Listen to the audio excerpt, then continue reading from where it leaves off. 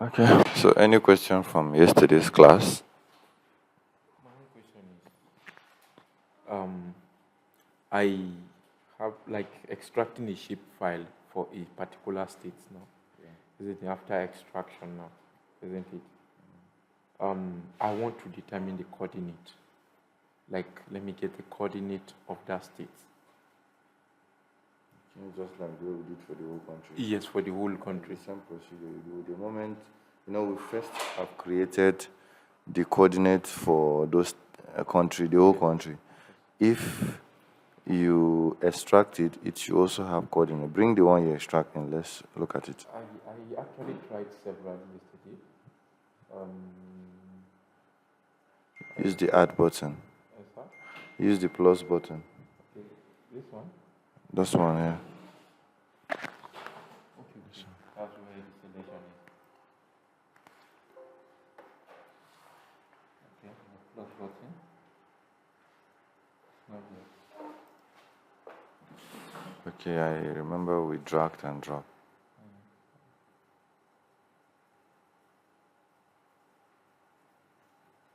So where's your work? Everything is inside.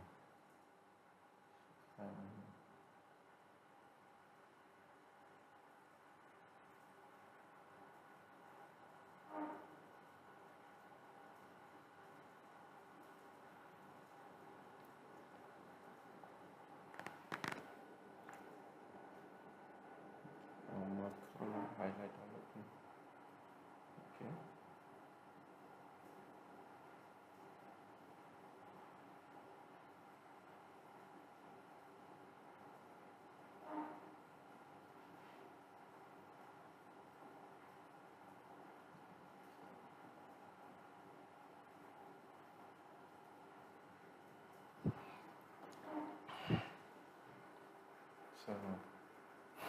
So extract it so that we'll look at it. Let's look. Is this the one we worked on yesterday? Yes. Let's be sure.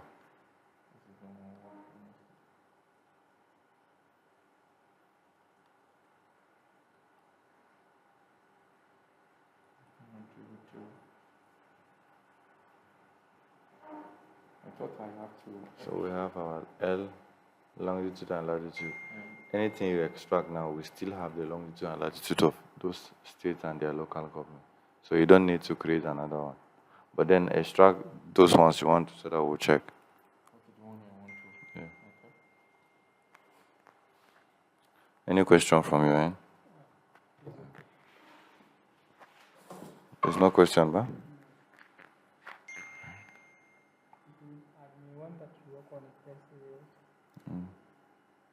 Yes, just bring them in. Just press shift and select everything. Or you can just do like this. And just drag it. Is it open? Yeah. Then you drop. This one is for state sharp. Now, the data you have are both state, local government, and the country. That's why you see. This is for state. All the states in Nigeria, this is for local government. This is for ward. But the ward one is missing. It's actually missing. They just have ward attribute which you can use. And then the word map, which you can also use. You can actually still. We can georeference this and use it for. We can georeference this and use it for. Well, we can use this to georeference.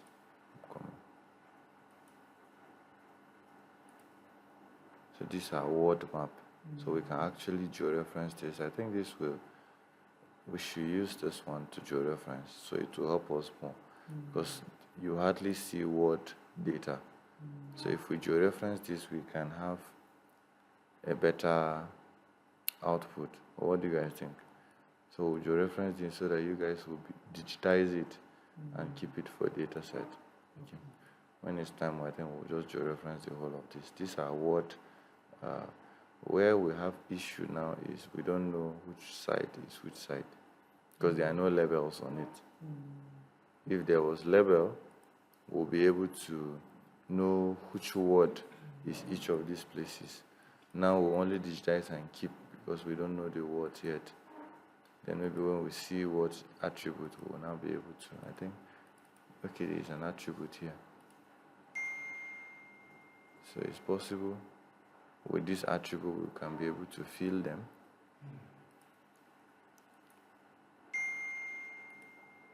Maybe with this attribute we'll be able to fill them. So we'll get into it, I think, since we have the whole thing, we'll get into it. So you make your selection. Well, that is. It's just Zamfara you want to select? Yes. And remove the Zamfara. Remove that and get unique values. Just drag to the end. It should be the last local comment. The last state, sorry. Then you click on OK. Yeah, just select that. So right click and export it. No, not here now. You again.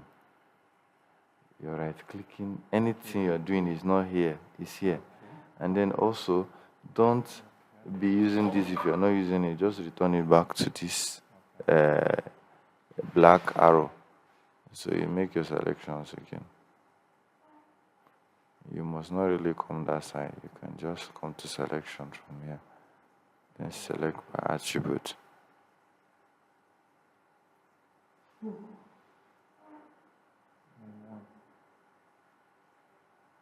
Okay, they are already still there,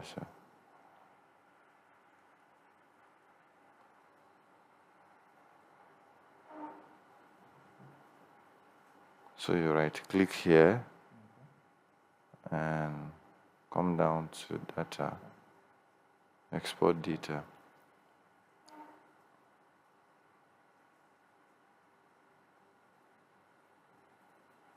Okay, we're saving it at your default database.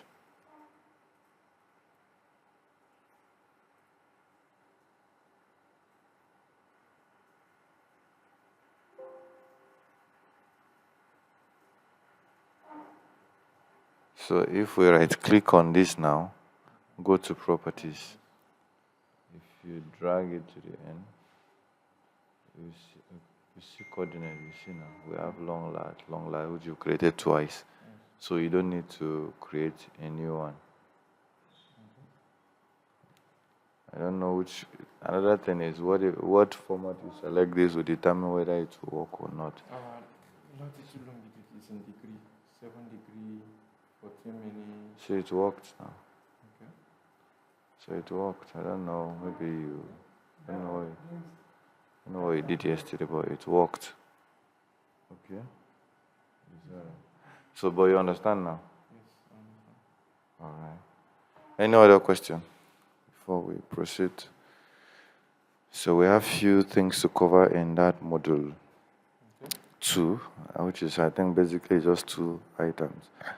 We've done this add fields and calculate geometry, which is what we did now. The geometry is calculating your coordinate.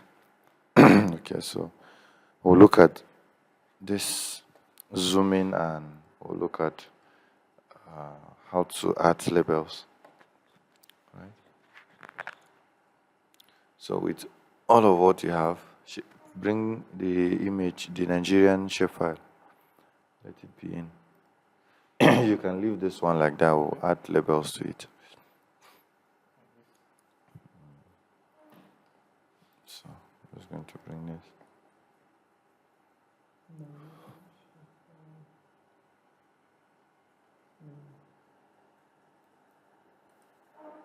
Did you close it? Yeah. See it now, it's here. Still here. So, alright, so now, this is a state. Don't forget, the data I gave you guys has the state, the local government, and even districts. Okay, so if you go back like this, you see this is local government, this is state, this is ward, but the ward one only has a JPEG of the ward data. So one of it is attribute and the other one is, so which means this one is the word, but there's no coordinate on it, and there's no name of this word to it. So that is one thing. But we could digitize them. We could digitize them with your reference and digitize them so that we know that we have a completed word. This thing. Maybe when you get to your state, you'll be able to know which word is this and all that. At least you can pinpoint some words from your state now. But maybe when we come to georeferencing and digitizing, we'll do that. And this is the attribute. Actually, this one tells what each of those things are. But say plenty. So it's just a very few thing, which is not really going to solve much problem. That's why. But then we have the state, which is the one I just bring in. I also bring in. So there's no need.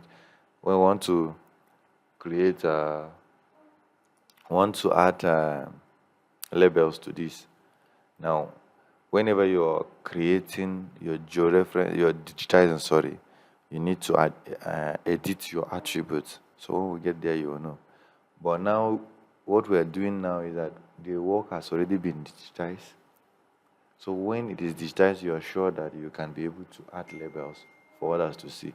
For example, some people can see this and not even know which state is which state. Like, which state is this? This. Jigawa. This is Benue. This is Taraba. Which state is this?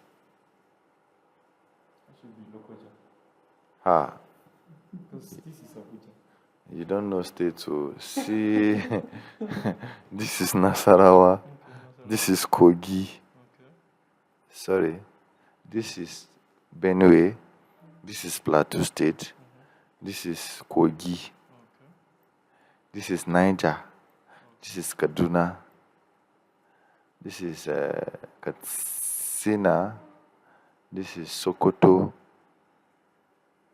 So this is Sokoto. This is Zamfara. This is Kebbi. At least I know. So these are, yeah. This is Lagos. And the small is Abuja. Small but mighty, ba? And Lagos too is small. You can see this is Lagos. This is all Lagos. This is the whole level. I think Abuja is bigger than Lagos. But imagine them, they have some state that are even big here. Why did they make Lagos small? That be my point. Closer to Atlantic Ocean. So they built in to the Atlantic Ocean. The Eco Atlantic. Yes. That place is still empty. Yeah. It's not as built up as it was speculated. So we want to add labels to this. Now, when you want to add labels, for this data we have, and like the one you download also, basically we have the code they use for them. We know that name 1 is for local government. Name 2 is for local government. Name 1 is for state. Name 0 is for country. So you right click. So right click on your own, right click on this. Anything I say right click, if it is on this, you're going to the table of content, not here. So you right click and you go down to properties. The last one, properties. So on properties, you look at this place like this, you go to labels. You go to label. As I say, you look at this, go and then until you see labels. So on label, you check the first box you're seeing. Label feature in this layer. Check it. The first box up. By your left, yes. Then you come down to label fill. Then you take it to name 1. Yes, name 2. See name 2 up. Yes. So yours will be name 1. Then you come to placement properties by your left. Go down, you go down. Yes, placement properties. Click on it. Now, if it is a polygon, what we're labeling now is polygon.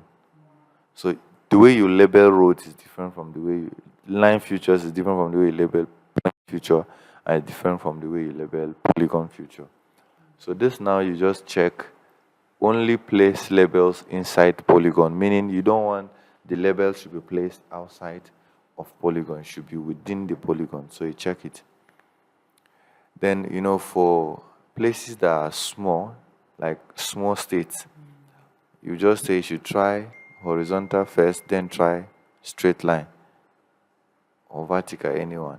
So check that last one. Check yes. Then you remove duplicate labels. Now, with these settings, you can easily just say OK. And then you, OK. Remove the up one. Remove duplicates. Yes. Then click on OK. Now you can make it bold.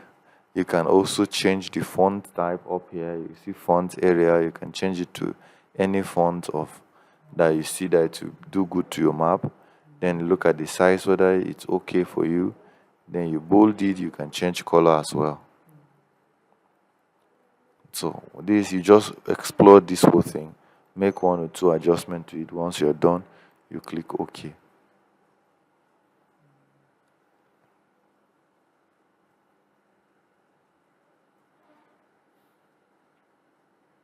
Look OK. All right, click on it again. Click on label future. See label future. Yeah. This one now. Go right click again. Go back to properties. Properties.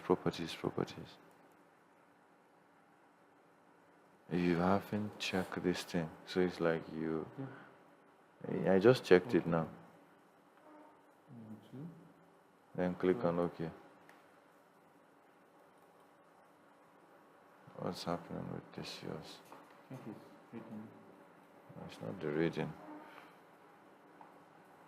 Is your mouse center not working? The center of your mouse is very important in ArcGIS. Okay, it's because it was small.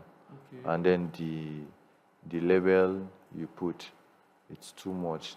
That font. And the font size is too much.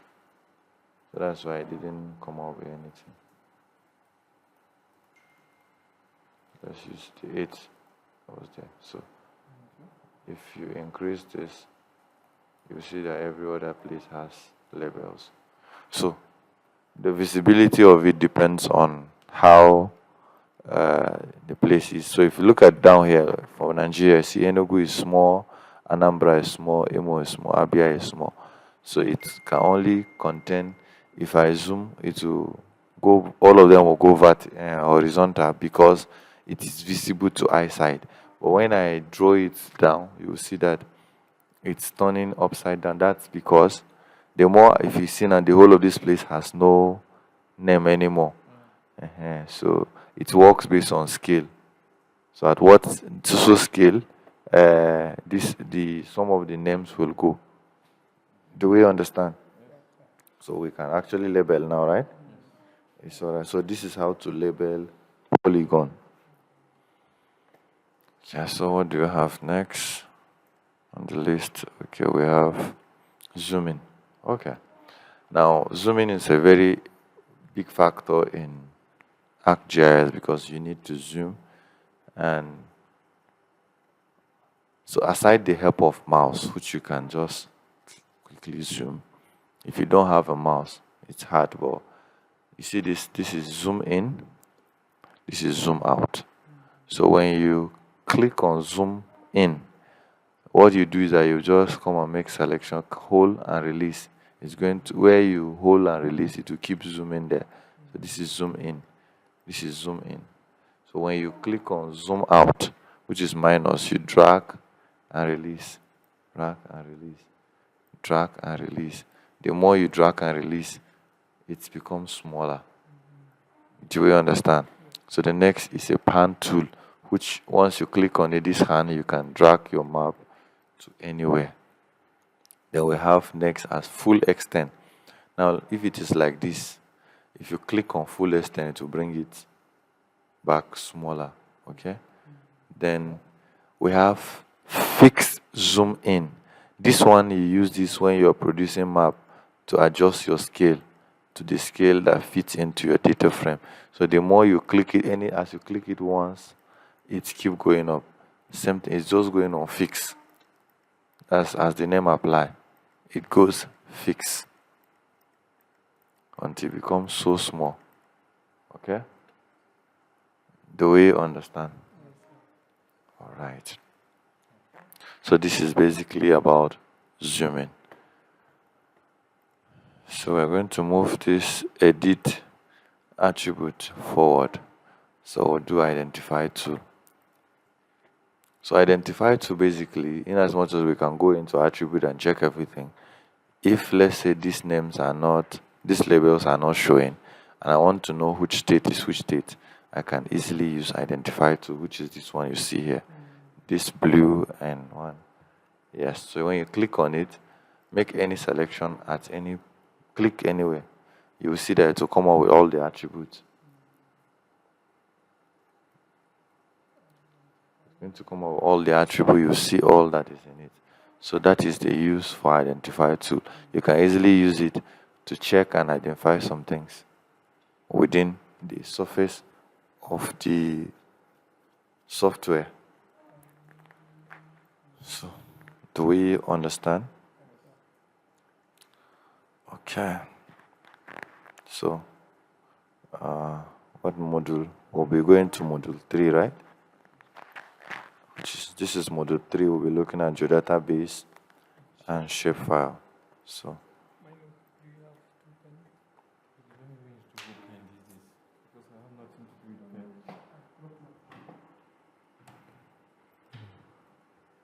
okay, this was the one we took yesterday. So let's comment.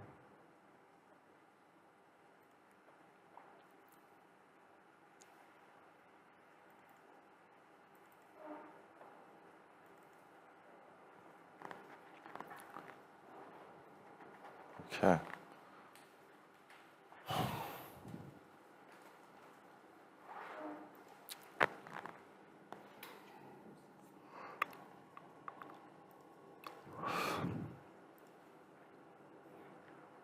I think my notes got mixed up, so let's just take the georeferencing and then the notes got mixed up. So, because from this module we'll be going to georeferencing, so let's take the theory together.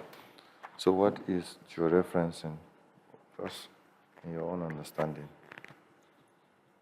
In my own understanding, georeferencing is the process of fixing a country or a state with the coordinate to fix them at one place and work on it. Okay. What about you? Okay, my own understanding when you say georeferencing, it's like having a map now, and you bring out the coordinate and you bring it out in a visible way. You reference it. Okay, so georeferencing, you've all tried about georeferencing is basically taking a digital image, such as that one we brought in here before. It's a digital image because this is a digital image. You take this digital image, right? This digital image, this very one. It can be a scan map, anything. You just take this one and then you add geographic information to it. Geographic information, like the coordinate. We already spoke that spatial data. So when you add this information here, because this one has those information, when we add this information here to this one, it becomes georeferenced in a simple layman terms. That is georeferencing. This has geographic information in it, which we already saw by when we come to attribute. And when we drag it to the end, we saw that there are geographic information. Right? Okay, I think we didn't add that here. The one we did yesterday, we add geographic information, which means this shapefile has geographic information in it, right? Now, this one is a digital image but has no geographic coordinates, right? So when we add this geographic information here to this one, that is georeferencing. So when we did it practically, you will have a better understanding. So here is the process of taking a digital image. It could be an air photo, that's orthophoto, a scanned geologic map, or a picture of a topographic map, and adding geographic information to the image so that GIS or mapping software can place the image in its appropriate real-world location. Do we have a better understanding now? So the software will place it in its appropriate real-world location. So the process is completed by selecting pixels in the digital image and assigning them geographic coordinates. In rare instances, one may already know the geographic coordinates of certain pixels in an image. More frequently, a non-georeferenced image is georeferenced to an existing image that already has embedded geographic information, just like what I said. The shapefile has geographic information. The raster don't have. So you can actually add, which is when we go to georeferencing. I told you guys that we're going to do 3 or 4 types of georeferencing. Instances, we will not call them type. Instances to which we can georeference an image. So when you get there, you have a better understanding. So things to note. You can georeference a raster to either another raster. Now, a raster with coordinates information, geographic information, can be used to georeference another raster without geographic information. Or a raster with without geographic information can be georeferenced using a future class or a shapefile which have geographic information, like the instance I just sat now. This raster has no geographic information. We can georeference it with this future class or just a vector file with geographic informations. Are we getting the gist? Okay, so when georeferencing, look for a well-defined object in your image. Images such as road, intersection, or land features. This object should be on the ground and should not be elevated feature. You should not use maybe elevation, like a 3D kind of thing. Shouldn't use it for this. The height should not be used, but what you should concentrate on should be the X and Y. This way you can be certain that you are referencing the same location in both raster and align layers. And then lastly, you should export your control points before you close the project. These things to note are basically in practical. So the theory is just to have, I just did it so that we can have a preamble, an overview of what we will be doing when we get to module 4, right? So I think the note was mixed up anyway. The note was supposed to be geodatabase from beginning, which is what we're supposed to cover, but I don't know how it's mixed up. So, but a geodatabase is more than a collection of data sets. The term geodatabase has the following meaning in ArcGIS. So geodatabase has a comprehensive information model for representing and managing geographic information. This information model is implemented as a series of tables holding feature classes and attributes. In addition, advanced GIS data objects add real-world behavior, rules for managing spatial integrity, and tools for working with spatial relationship of the core value, core features and attribute. So geodatabase software logic provides the common application logic used throughout ArcGIS for accessing and working with all geographic data in a variety of file and format. This support working with geodatabase, and it includes working with shapefile, computer aiding. You can bring in like AutoCAD files. It will pick as geodatabase, triangulated irregular network tin, grid, imagery, geography markup language, GML files, and numerous other GIS data. Geodatabase have a transaction model for managing GIS data. So in all this long English, geodatabase is a container that contains all of these files. Let's say ABU as a case study. I used to use this example very well. ABU as a case study. ABU could be the geodatabase comprising of 18 faculties and 99 departments, if I'm not mistaken, right? So the ABU is the geodatabase. Then the 18 faculty is the future data set. Then the 99 department are future class, because future class are related to each faculty.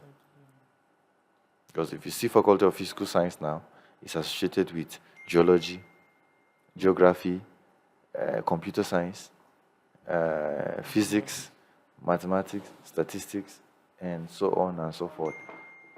So the geodatabase is ABU. The future data set, which is the physical science, for example, and all the faculties in ABU. And then the future class are the department inside that faculty. So in aspect of future geodatabase, it contains all of these things in one. While shapefile, just everybody is on its own.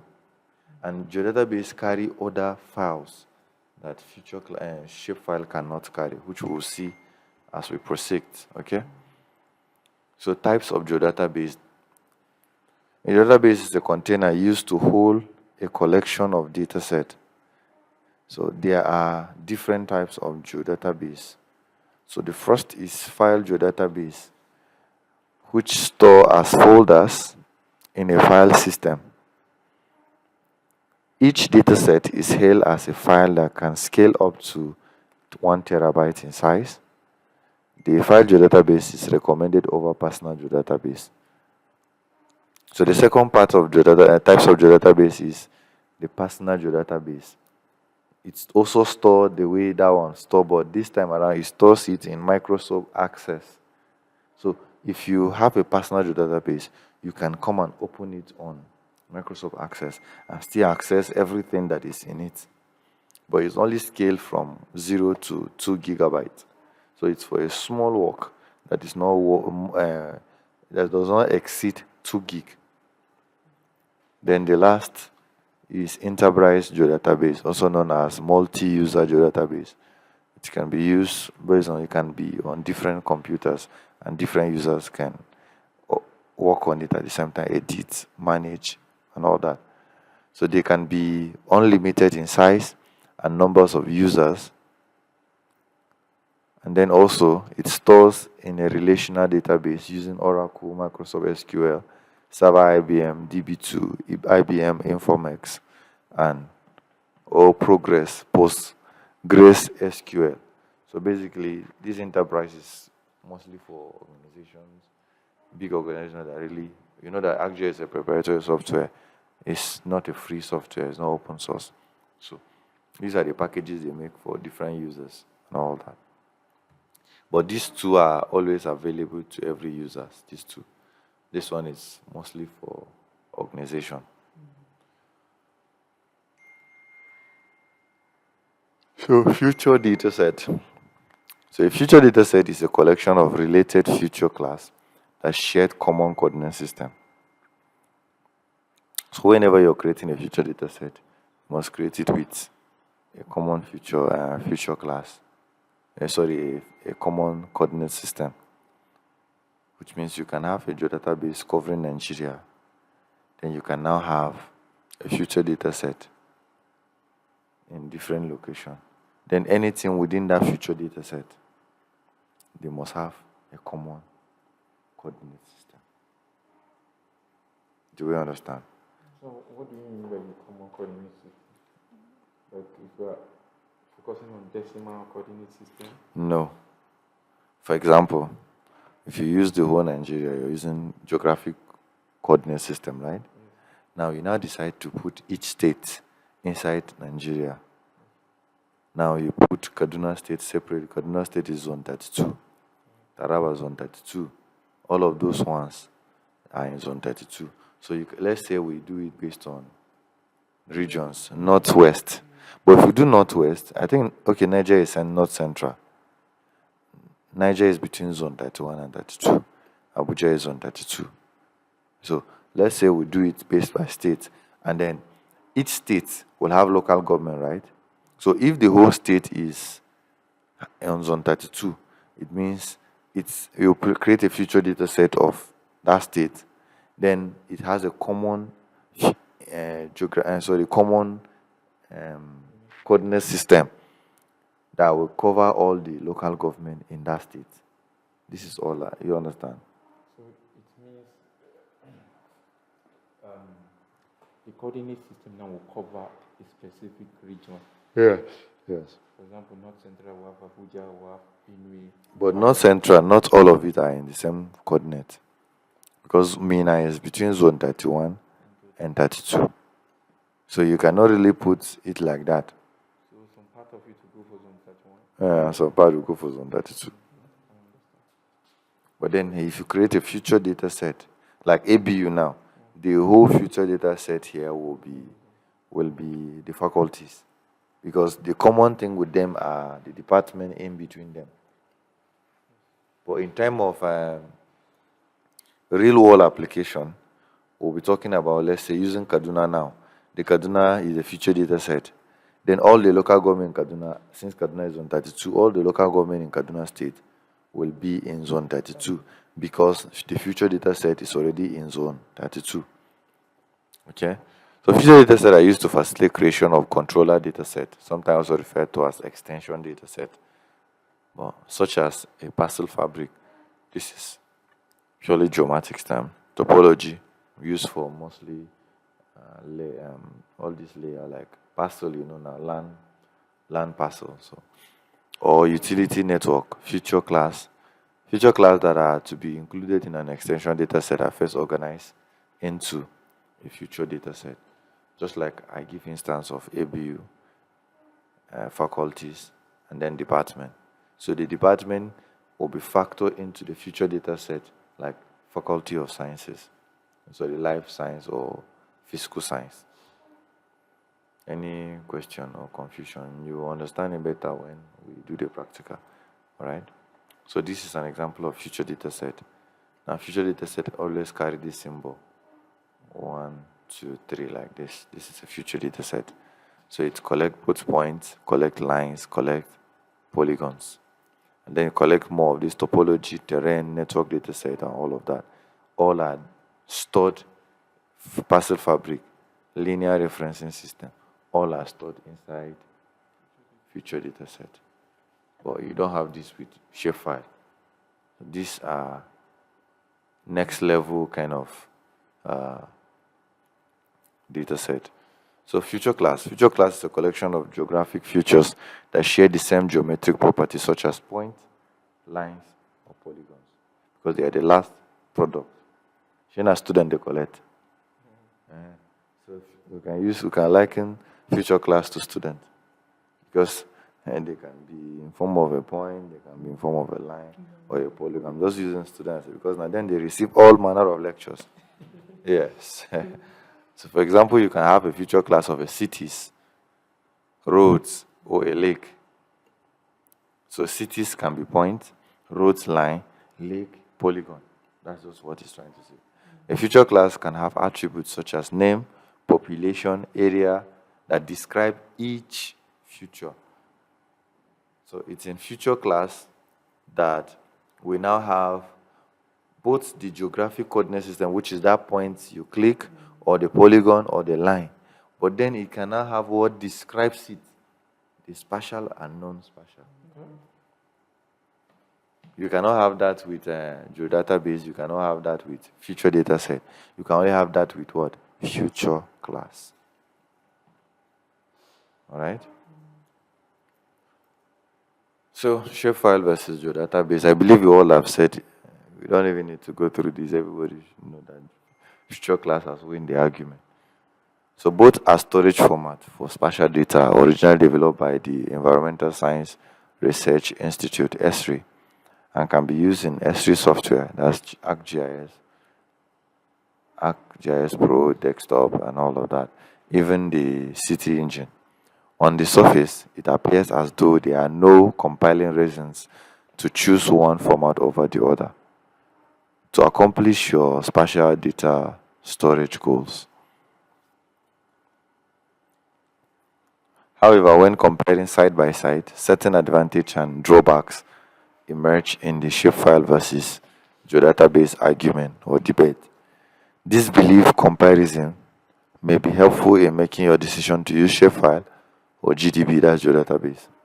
Shapefile are simple storage format that have been used in ArcMap since the 90s, when S3 created ArcView, the early version of ArcMap 10.3.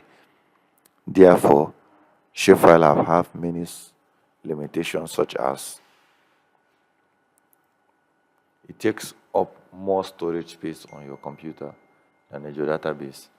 It do not support name in fields longer than 10 characters, yes. So if you have name that, if you count all of those names, I don't think they are more than 10 characters. I don't think so. So, cannot store dates and time in the same field. So it doesn't store dates and time in the same field. Alright? So it do not support raster file. We can bring in picture. Like you guys that do geology, I saw that you guys used to have some of your site pictures. You can actually integrate those things, but only on future class or geodatabase. You can do that. You can do that on raster. That is to bring in a picture into your database and display. You can do that on shapefile. So do not store known values in a field. When a value is null, in shapefile it will be 0 instead. So these are some of the drawbacks and limitations of shapefile. So the database allows you to thematically organize your data and store spatial database, table and raster dataset.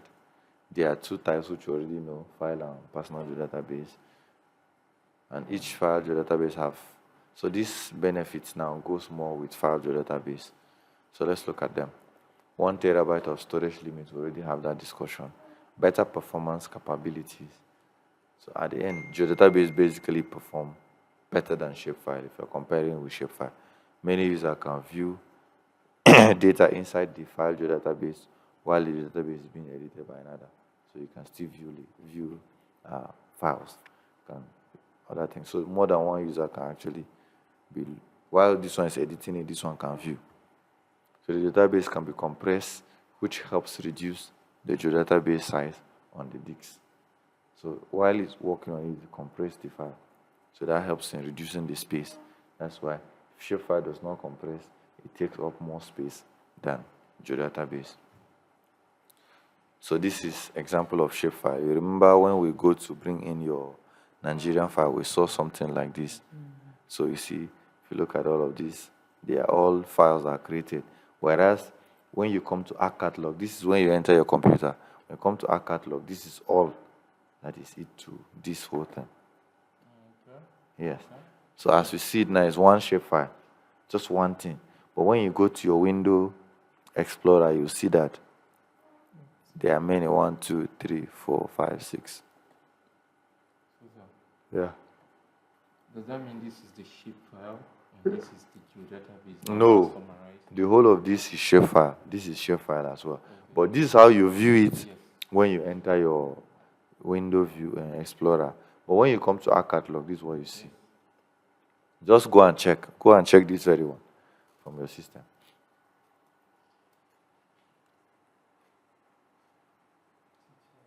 No, not here. Go to your system. You see, See how many there are. But when you come into when you go to your catalog here,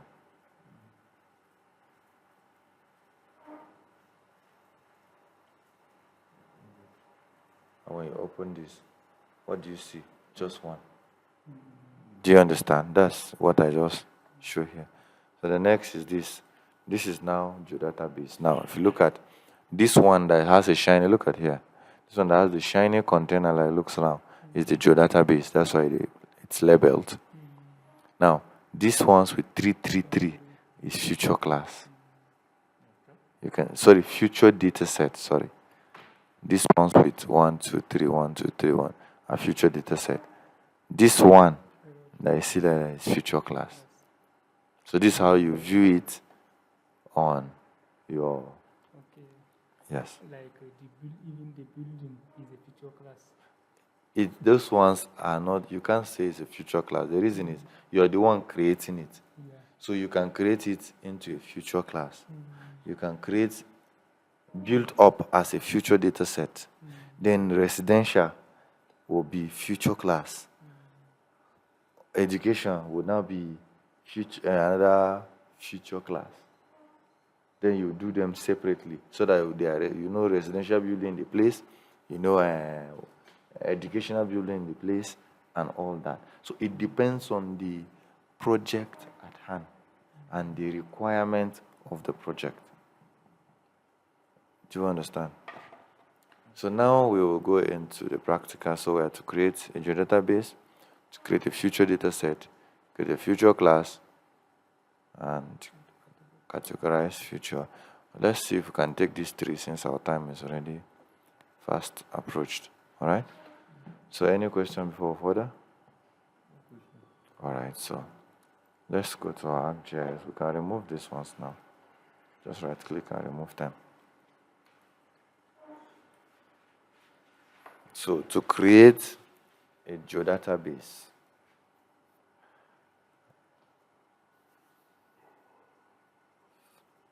to do that, you go to your catalog.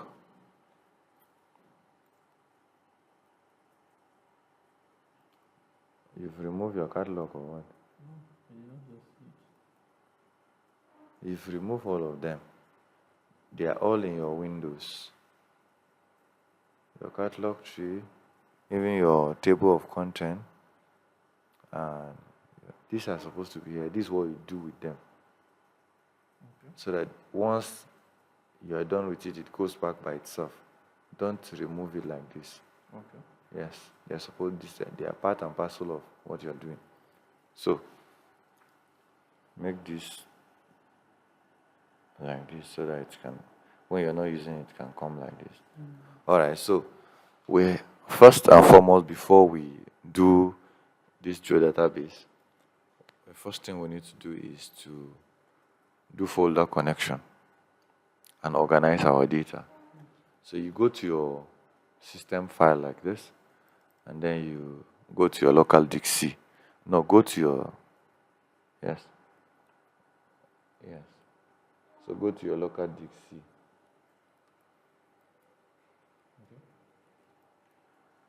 Enter it. So you create a folder, you call it work. I already have mine here. Either work or my work, a new folder, yes.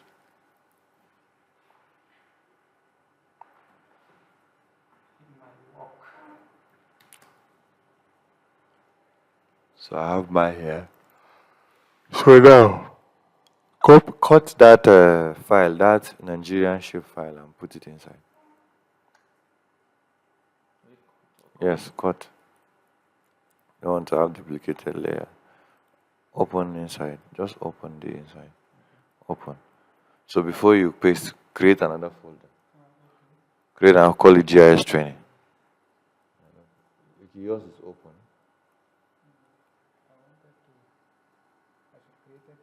Create a new folder called GIS Training. So this folder should be the only folder that should be in your, then paste it inside here.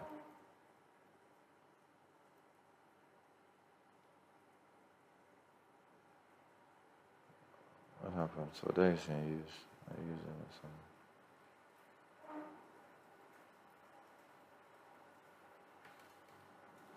The space between them. You say? You say? I should leave the space or You should do what? between GIS and trend. Yes, you can leave space. That's on your system now.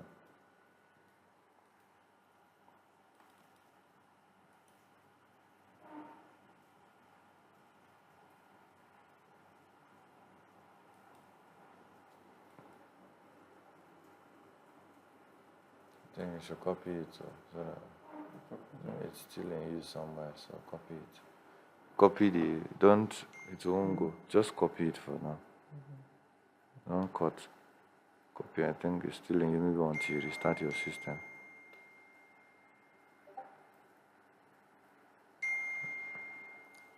Okay. So anything I give you should be inside this GIS training for the purpose of the training and organization. So on no ground should you have a duplicate layer here. So let's all of this. Don't ever connect anything you want to use on the GIS software. You bring it inside that my work. If you want to do a new project aside, this GIS training is a project on its own. So if you want to do another work, you create a folder inside the my work. Create your folder and do your work. Organize everything within that folder. Do you understand? So let's go back to the GIS. Yes, let's go back to our ArcGIS. So all we want to do is to connect folder. So you just right click on folder connection. Right click on folder connection. Right click, then connect folder.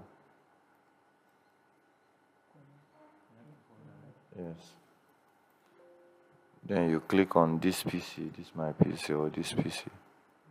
Then you scroll down to the local disks. Local drive C. Click on it. Then my work. Click on it and OK. So now you've added my work. Anything that is inside my work will be visible in ArcGIS. Alright? So anything that's inside your work. So whenever you want to do a new work, let's say somebody give you to create study area now. You just create. You can use the client name. Inside my work, create a folder. Bring anything you need inside that folder. Then you just refresh and start your GIS. Everything will be seen inside. So let's say I just bring in a new thing now. I will just right click and click refresh. Once I refresh, the new thing that I added to that folder will be refreshed and be shown here. So now, Come to phone connection. yes, connect to. No. You've connected folder now. Yeah. So let's say you add something to that folder. This is where you're coming to come and right click. Refresh. On the folder, not folder connection, on the folder you've added. Alright, so the next thing we want to do, we want to create your database, right? So on the GIS training now, right click on it and go down to new. So on new, you click on file geodatabase. Geodatabase. Click on it. Have you clicked on it? Yeah. So name it ABU.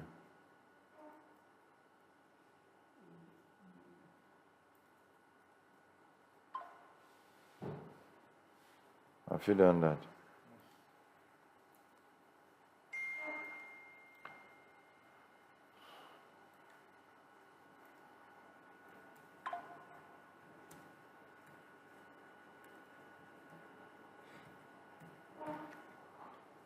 Okay. So you've created a file geodatabase. Right click on that GIS training again. Go to new. See file personal geodatabase. Click on it. Geodatabase.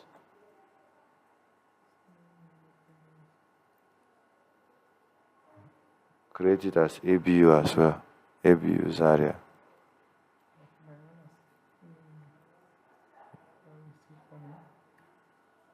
You will still go back here now. So you just right click and rename and name it abuse area. If not, abuse area.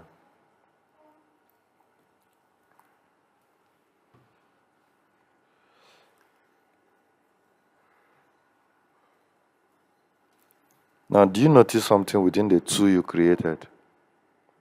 What do you notice?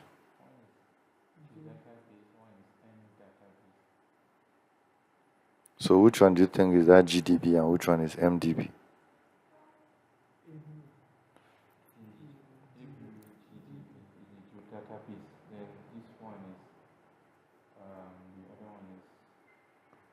One is file and one is personal. It's not what we created now. It's a personal and file geodatabase we created. Now, go inside your folder. I want to show you something. Yes, the my work folder you created. Outside. Yes, on your computer.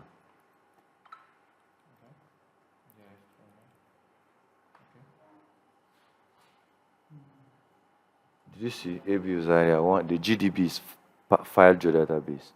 The MDB is personal geodatabase. That's why you're seeing it in Microsoft Access, just like we explained during the training. You can actually open it as Microsoft Access. So you see anything that as you created, these are the default information on it. This you don't have Microsoft Access, that's why. So you see this is personal file geodatabase, and this is personal geodatabase. Do you understand? Yes. So close it. So let's go back. I just wanted you to see. So the next thing we want to create is what? Future data set. So on the file geodatabase, which is the GDB, I created the MDB is personal geodatabase. Okay, so right click on the GDB. Right click on it. Then go to new. Then you see future data set. Click on it. So on the future data set now, we're going to create using the faculties in ABU, yes. So you're going to create, as an assignment, you're going to do this for all the 18 faculties. And you do all the department in each of the faculty, all right? So we have, what's the name of, everybody should use their own faculty. I'm going to use my own. I'm going to use my own faculty.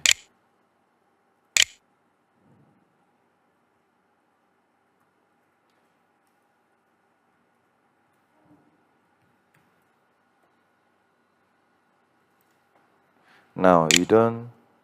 This is where there's issue now. Yes, it does not accept space and dash, only underscore. So delete this, and we're not saying our faculty. So here you remove this space and introduce what we call underscore. So you press shift and dash. Underscore, shift and dash. Good. So you now click next. So just know when you are creating this, is there? There's a space bar behind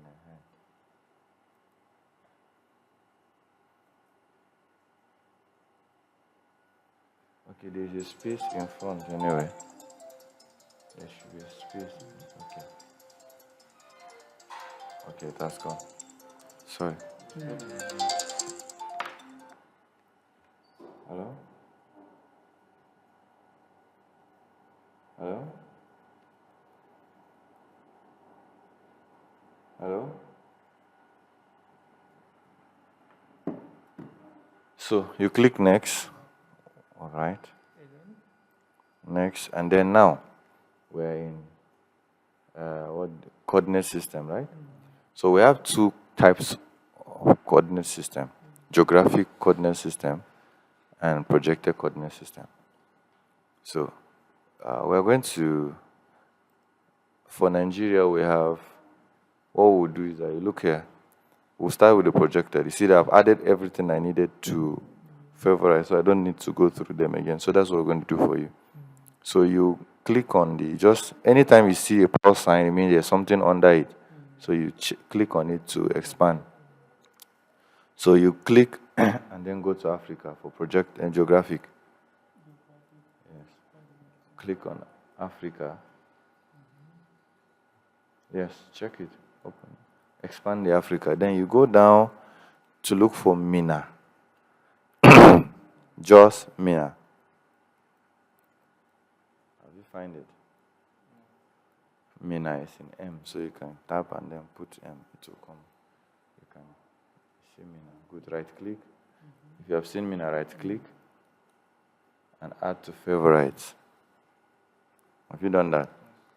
Now, go down to wall. Just scroll down. Just scroll down till you see wall. Yes.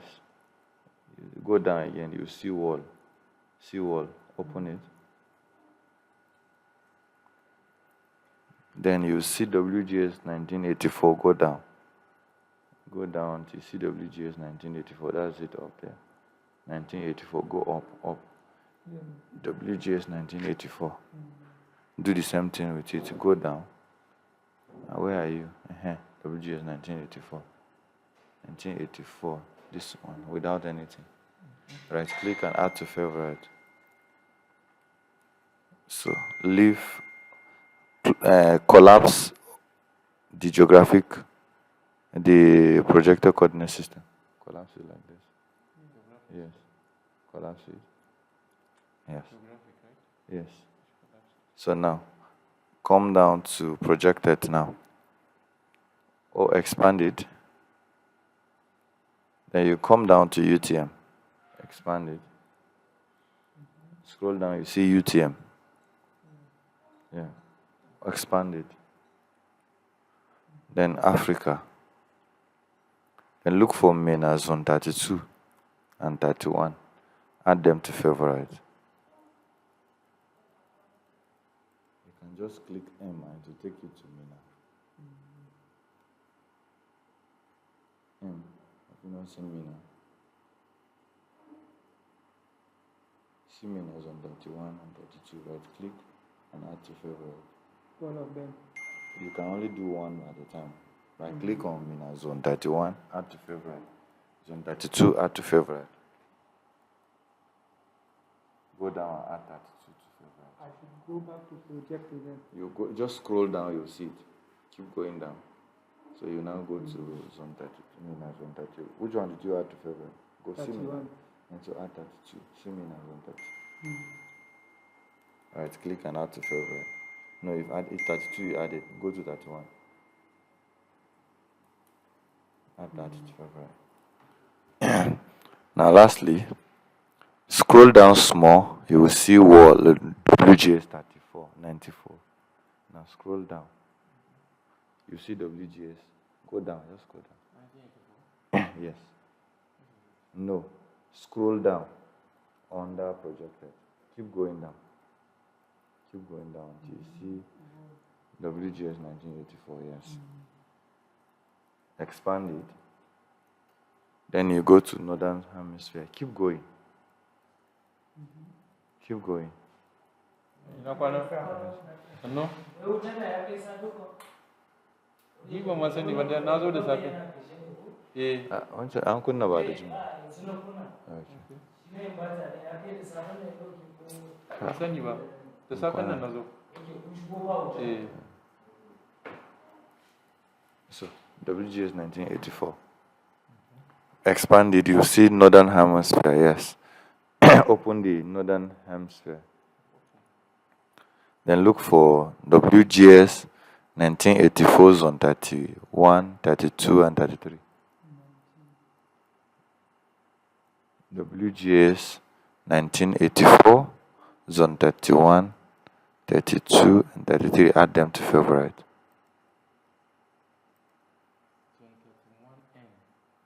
Yes. Add them to favorite. 1, 2, 3. 31, 32, 33. You've already selected Northern Hemisphere now, so everything there is on the north.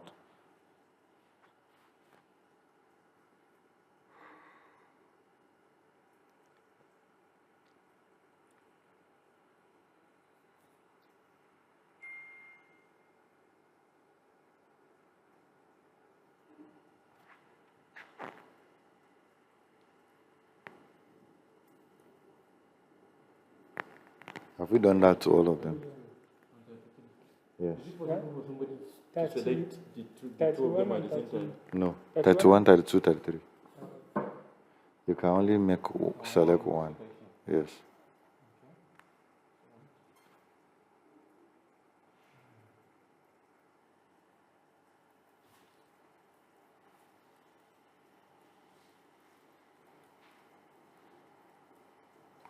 So we've done that to them all.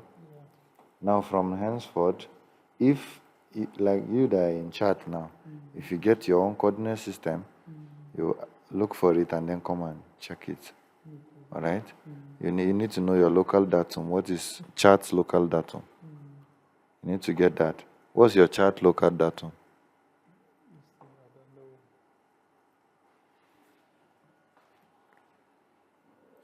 What do you mean by local datum? Each country has their local datum. That's what controls. Is it the equator and Nigeria is using MENA as local datum. The globally.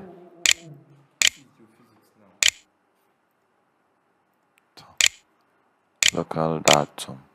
that is tied to Yes. like worldwide datum, right?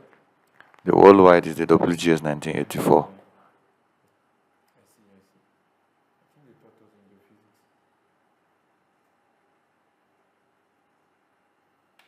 They're only showing me time. Chart, projector coordinate system. Chart is on 33. UTM is on 33. But that is not what. I'm looking for the other one, like the name of your datum. I be when I not get datum. But your one's on 33, sha.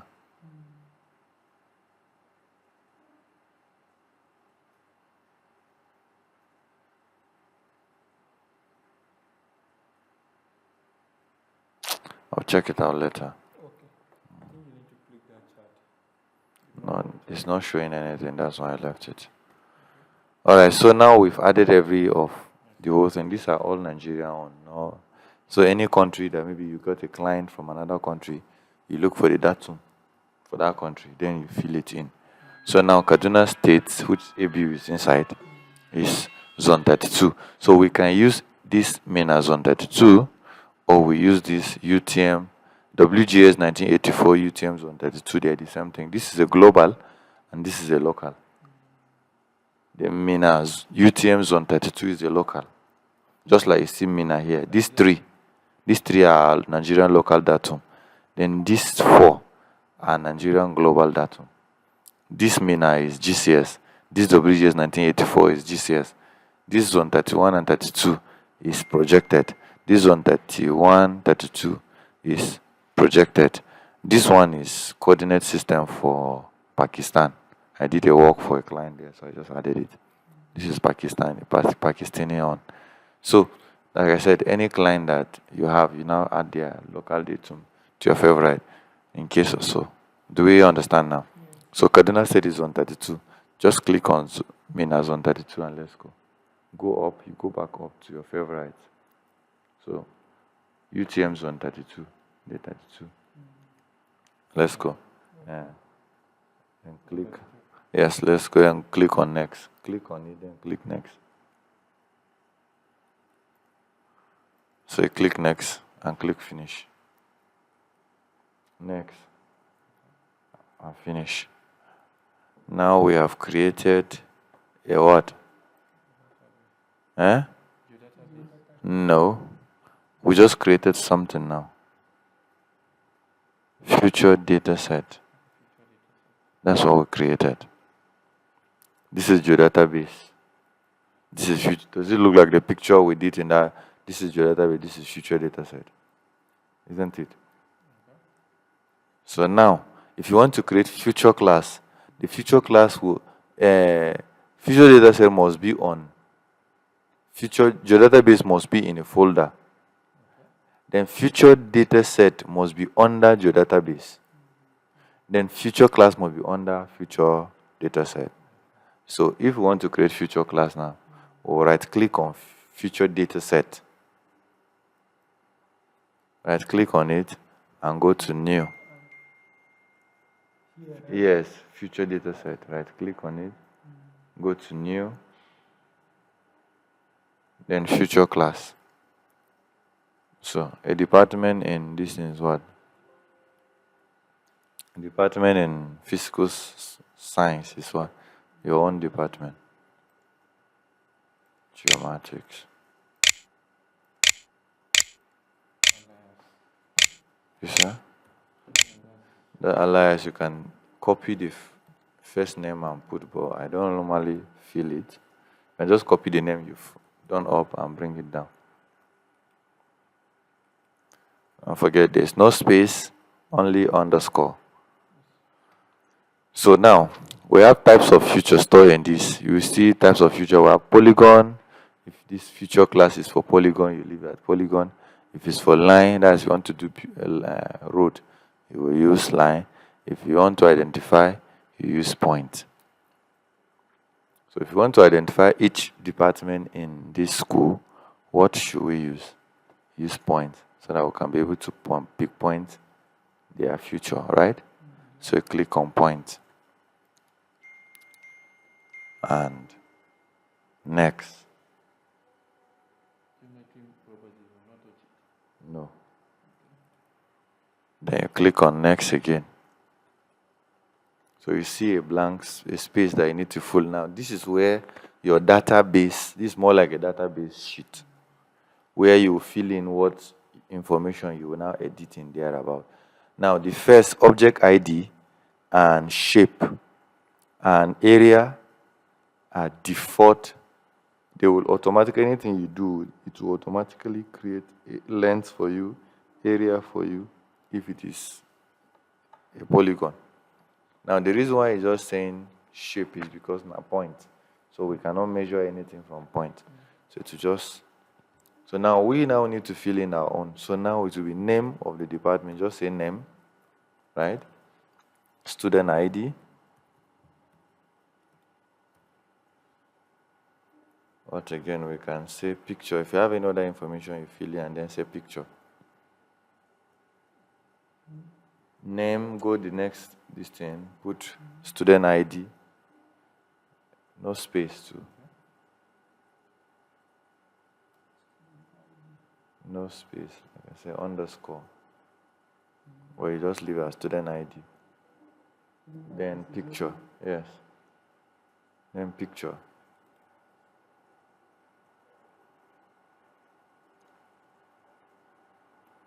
Okay. So Picture. yes. You want to do it? Try. Like, is it okay? Just fill in anything. Now, come to this side. Data type.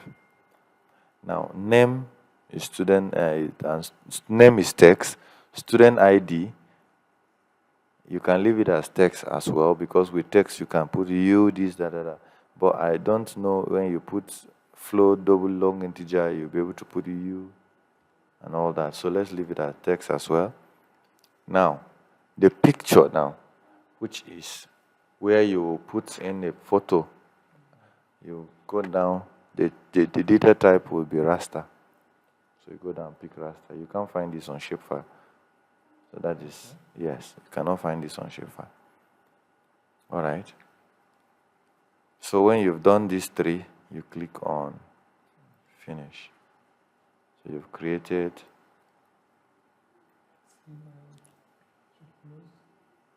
Click on close. Yeah. That's because you've done a switch of coordinate system. That's why.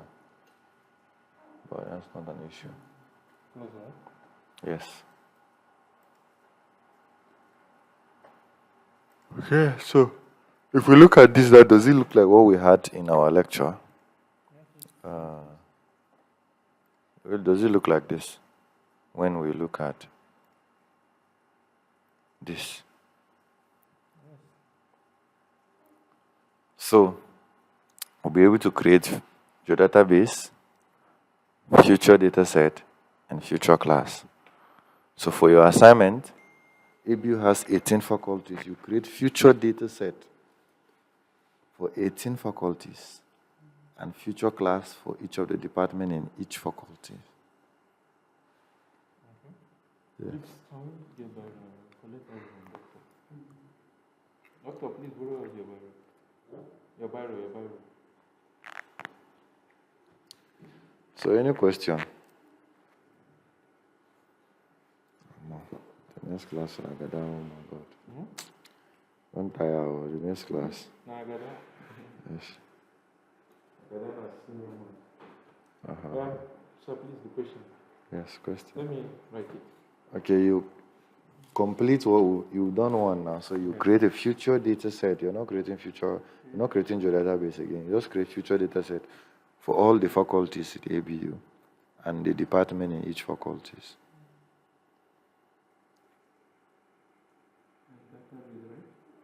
You're not creating your database again. Okay, the database as you fill in future class. And then in the future class, name, student ID, and picture. That's the information you're adding to the database of the future class.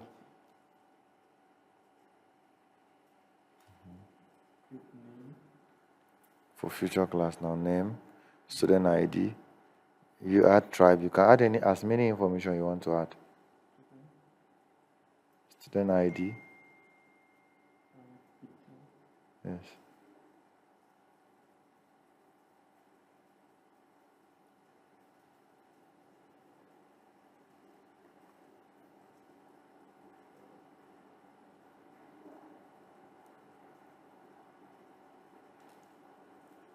Create future data set and future class for 18 faculties.